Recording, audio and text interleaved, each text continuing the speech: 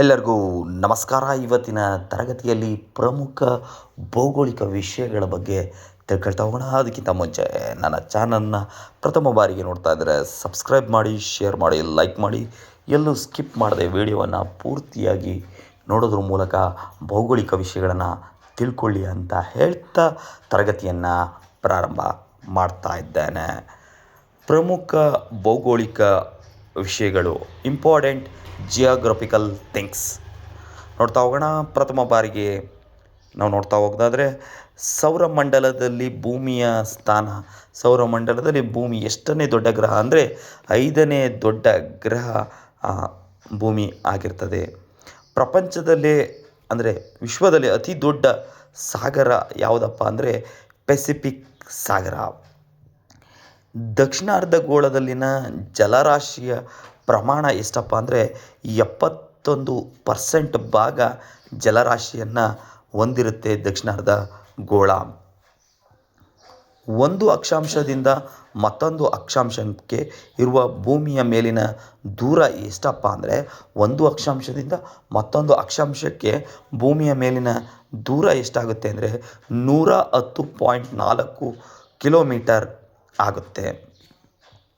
Next ನಾವು ನೋಡೋದಾದರೆ Greenwich ಮೇಲೆ ಹಾದು ಹೋಗಿರುವ ಪ್ರಧಾನ ರೇಖಾಂಶ ಯಾವುದಪ್ಪ ಅಂದರೆ 0 ಡಿಗ್ರಿ ರೇಖಾಂಶ ಏನಿದೆ, ಆ 0 ಡಿಗ್ರಿ ರೇಖಾಂಶ ಗ್ರೀನ್ವಿಚ್ ಮೇಲೆ ಹಾದು ಹೋಗಿದೆ.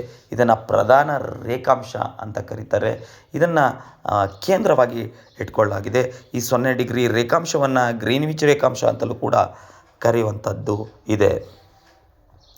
ಭಾರತದ ಪ್ರಮಾಣಿತ ವೇಳೆ ಹಾಗೂ ಗ್ರೀನ್ವಿಚ್ ವೇಳೆಯ ನಡುವಿನ ಸಮಯದ ವ್ಯತ್ಯಾಸ ಎಷ್ಟಾಗುತ್ತೆ ಅಂದರೆ ಅದಕ್ಕೆ 5 ಗಂಟೆ 30 ನಿಮಿಷ. ಅಂದರೆ ಪ್ರಧಾನ ರೇಖಾಂಶವಾದ ಗ್ರೀನ್ವಿಚ್ ರೇಖಾಂಶಕ್ಕೂ ನಮ್ಮ ಒಂದು ಭಾರತದ ಮೇಲೆ ಹಾದು ಹೋಗಿರುವಂಥ 82.5 ಡಿಗ್ರಿ ಪೂರ್ವ ರೇಖಾಂಶಕ್ಕೂ ಇರುವಂಥ ಸಮಯದ ವ್ಯತ್ಯಾಸ ಎಷ್ಟಿರುತ್ತೆ ಅಂದರೆ 5 ಗಂಟೆ 30 ನಿಮಿಷ ಇರುತ್ತೆ. ಇನ್ನು ರಾಸಾಯನಿಕ ಕ್ರಿಯೆಯಿಂದ ಉಂಟಾದಂಥ ಶಿಲೆ ಯಾವುದು ಅಂದರೆ ಜಿಪ್ಸಮ್. ಜಿಪ್ಸಮ್ ಏನಿದೆ ಇದು ರಾಸಾಯನಿಕ ಕ್ರಿಯೆಯಿಂದ ಉಂಟಾದಂಥ ಶಿಲೆ ಆಗಿದೆ ಜಿಪ್ಸಮ್. ಇಟಲಿಯ ಪ್ರಸಿದ್ಧ ಜ್ವಾಲಾಮುಖಿ ಯಾವುದು ಅಂದರೆ ಮೌಂಟ್ ವೆಸುವಿಯಸ್. ಅಂದರೆ ಇಟಲಿಯಲ್ಲಿ ಪ್ರಮುಖವಾಗಿ ಕಂಡುಬರುವಂಥ ಜ್ವಾಲಾಮುಖಿ ಈ ಮೌಂಟ್ ವೆಸುವಿಯಸ್ ಏನಿದೆ ಇದು. ಕರ್ನಾಟಕದಲ್ಲಿರುವಂಥ ಭೂಕಂಪ ಮಾಪನ ಕೇಂದ್ರ ಎಲ್ಲಿದೆ? ಕರ್ನಾಟಕದಲ್ಲಿ ಭೂಕಂಪದ ತೀವ್ರತೆಯನ್ನು, ಭೂಕಂಪ ಎಷ್ಟು ಪ್ರಮಾಣದಲ್ಲಿ ಆಗಿದೆ ಅನ್ನುವಂಥದ್ದನ್ನು ಅಳೆಯುವಂಥ ಕೇಂದ್ರ ಎಲ್ಲಿದೆ ಅಂದರೆ ಕೋಲಾರ ಜಿಲ್ಲೆಯ ಗೌರಿಬಿದನೂರಿನಲ್ಲಿ ಭೂಕಂಪದ ಒಂದು ಮಾಪನವನ್ನು ಮಾಡುವಂಥ ಕೇಂದ್ರ ಇದೆ ಗೌರಿಬಿದನೂರಿನಲ್ಲಿ. ಬೇಲಂ ಮತ್ತು ಬೆಹರ ಸುಣ್ಣಕಲ್ಲಿನ ಗುಹೆಗಳು ಕಂಡುಬರುವಂಥ ರಾಜ್ಯ ಯಾವುದಪ್ಪ ಅಂದರೆ ಈ ಆಂಧ್ರ ಪ್ರದೇಶದಲ್ಲಿ ಬೇಲಂ ಮತ್ತು ಬೆಹರ ಅನ್ನುವಂಥ ಸುಣ್ಣದ ಕಲ್ಲಿನ ಗುಹೆಗಳು ಕಂಡುಬರುತ್ತವೆ ಆಂಧ್ರ ಪ್ರದೇಶದಲ್ಲಿ. ಭಾರತದಲ್ಲಿ ಅತಿ ಹೆಚ್ಚು ಉಷ್ಣಾಂಶ ದಾಖಲಿಸಿದಂಥ ಪ್ರದೇಶ ಯಾವುದಪ್ಪ ಅಂದರೆ ರಾಜಸ್ಥಾನದ ಗಂಗಾನಗರ ಏನಿದೆ ಅದು ಭಾರತದಲ್ಲಿ ಅತಿ ಹೆಚ್ಚು ಉಷ್ಣಾಂಶವನ್ನು ದಾಖಲೆ ಮಾಡಿದೆ. ಇನ್ನು ನೆಕ್ಸ್ಟ್ ನಾವು ನೋಡೋದಾದರೆ ವಾಯುವಿನ ಒತ್ತಡವನ್ನು ಅಳೆಯುವಂಥ ಮಾಪಕ ಯಾವುದು ಅಂದರೆ ವಾಯುಭಾರ ಮಾಪಕ. ಈ ವಾಯುಭಾರ ಮಾಪಕದ ಮೂಲಕ ವಾಯುವಿನ ಒತ್ತಡವನ್ನು ಅಳೆಯಲಾಗುತ್ತೆ. ಈ ಆವರ್ತ ಮಾರುತಗಳನ್ನು ಭಾರತದಲ್ಲಿ ಹೀಗೆ ಕರೆಯಲಾಗುವುದು ಅಂದರೆ ಭಾರತದಲ್ಲಿ ಈ ಆವರ್ತ ಮಾರುತಗಳನ್ನು ನಾವು ಚಂಡಮಾರುತ ಅಂತಲೂ ಕೂಡ ಕರಿತೀವಿ. ಈ ಚಂಡಮಾರುತಗಳನ್ನು ನಮ್ಮ ಭಾರತದಲ್ಲಿ ಸೈಕ್ಲೋನ್ ಅನ್ನುವಂಥ ಹೆಸರಿನಿಂದ ಕರೆಯಲಾಗುತ್ತೆ. ಅಂದರೆ ಭಾರತದಲ್ಲಿ ಆವರ್ತ ಮಾರುತಗಳನ್ನು ಸೈಕ್ಲೋನ್ ಅನ್ನುವಂಥ ಹೆಸರಿನಲ್ಲಿ ಕರೆಯಲಾಗುತ್ತದೆ. ವಾಯು ಬೀಸುವ ದಿಕ್ಕನ್ನು ತಿಳಿಯುವಂಥ ಉಪಕರಣ ಯಾವುದು? ಪವನ ದಿಕ್ಸೂಚಿ ಏನಿದೆ, ವಾಯು ಬೀಸುವ ದಿಕ್ಕನ್ನು ತಿಳಿಯುವಂಥ ಉಪಕರಣ ಪವನ ದಿಕ್ಸೂಚಿ. ಭಾರತದ ಸ್ಥಳೀಯ ಮಾರುತವನ್ನು ಏನಂತ ಕರೀತಾರೆ ಅಂದರೆ ಲೂ ಅನ್ನುವಂಥ ಹೆಸರಿನಿಂದ ಭಾರತದ ಸ್ಥಳೀಯ ಮಾರುತವನ್ನು ಕರೆಯಲಾಗುತ್ತೆ.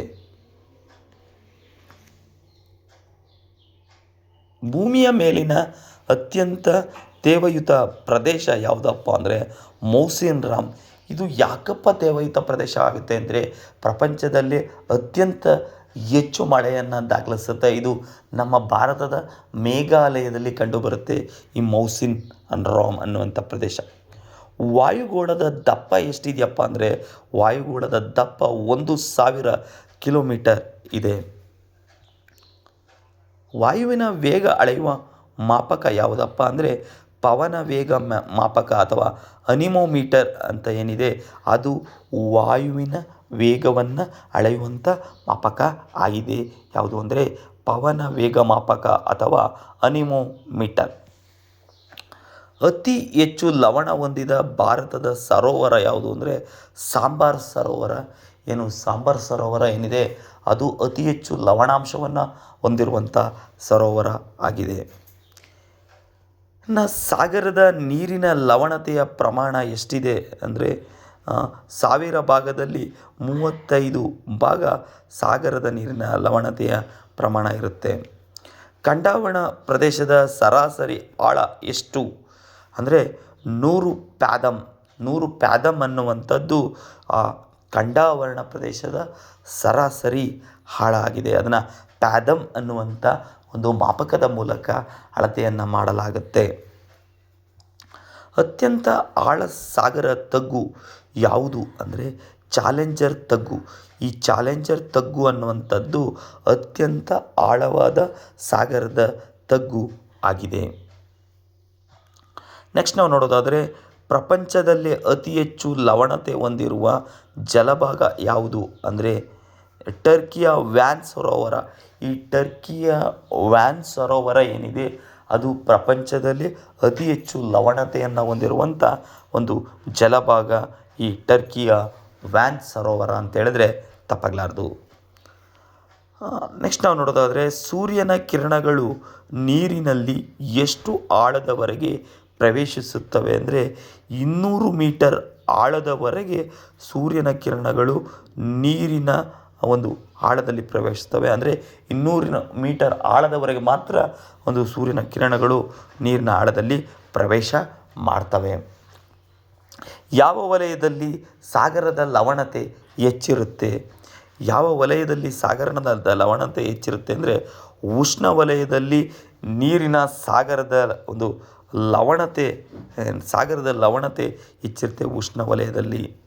ನೆಕ್ಸ್ಟು ನಾವು ನೋಡೋದಂದರೆ ಓಜೋನ್ ಪದರ ಕಂಡುಬರುವ ವಲಯ ಯಾವುದು ಅಂದರೆ ಸಮೋಷ್ಣ ಮಂಡಲ ಅಥವಾ ಸ್ಟ್ಯಾಟೋಸ್ಪಿಯರ್ ಅಂತ ಕರಿತೀವಿ. ಈ ಸ್ಟ್ಯಾಟೋಸ್ಪಿಯರ್ನಲ್ಲಿ ಓಜೋನ್ ಪದರ ಕಂಡು ಬರುತ್ತೆ. ಇದು ಸಮೋಷ್ಣ ಮಂಡಲ. ಈ ಓಜೋನ್ ಪದರ ಸೂರ್ಯನಿಂದ ಬರುವಂಥ ನೇರಳಾತೀತ ಕಿರಣಗಳನ್ನು ತಡೆದುಬಿಟ್ಟು ನಮ್ಮನ್ನು ರಕ್ಷಣೆಯನ್ನು ಮಾಡ್ತಾಯಿದೆ ಓಝೋನ್ ಪದರ. ಹಾಸನ, ಸಕಲೇಶಪುರ, ಮಂಗಳೂರು ನಡುವೆ ಸಂಪರ್ಕ ಕಲ್ಪಿಸುವಂಥ ಘಾಟ್ ಯಾವುದು ಅಂದರೆ ಶಿರಾಡಿ ಘಾಟ್ ಏನಿದೆ ಅದು ಹಾಸನ, ಸಕಲೇಶಪುರ, ಮಂಗಳೂರು ನಡುವೆ ಸಂಪರ್ಕ ಕಲ್ಪಿಸುವಂಥ ಘಾಟಿ ಆಗಿದೆ. ಅದು ಶಿರಾಡಿ ಘಾಟ್. ಏಷ್ಯಾ ಖಂಡದಲ್ಲಿ ಅತಿ ದೊಡ್ಡ ಏಕಶಿಲಾ ಬೆಟ್ಟ ಯಾವುದು ಅಂದರೆ ಮಧುಗಿರಿಯಲ್ಲಿ ಕಂಡುಬರುವಂಥ ಬೆಟ್ಟ ಅದು ಅತಿ ದೊಡ್ಡ ಏಕಶಿಲಾ ಬೆಟ್ಟ ಆಗ್ತದೆ. ಅದು ಏಷ್ಯಾ ಖಂಡದಲ್ಲಿಯೇ ಅತಿ ದೊಡ್ಡದಾದಂಥ ಏಕಶಿಲಾ ಬೆಟ್ಟ ಅಂತೇಳಿದರೆ ತಪ್ಪಾಗಲಾರದು.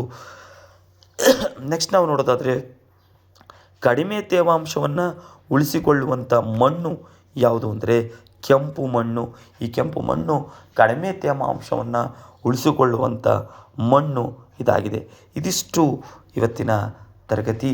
ಮುಂದಿನ ತರಗತಿಯಲ್ಲಿ ಮತ್ತಷ್ಟು ಭೌಗೋಳಿಕ ವಿಷಯಗಳು ಮತ್ತಷ್ಟು ಸಾಮಾನ್ಯ ಜ್ಞಾನದ ವಿಷಯಗಳ ಬಗ್ಗೆ ತಿಳ್ಕೊಳ್ಳೋಣ. ಎಲ್ಲರಿಗೂ ನಮಸ್ಕಾರ. ಶುಭವಾಗಲಿ. ಶುಭ ದಿನ.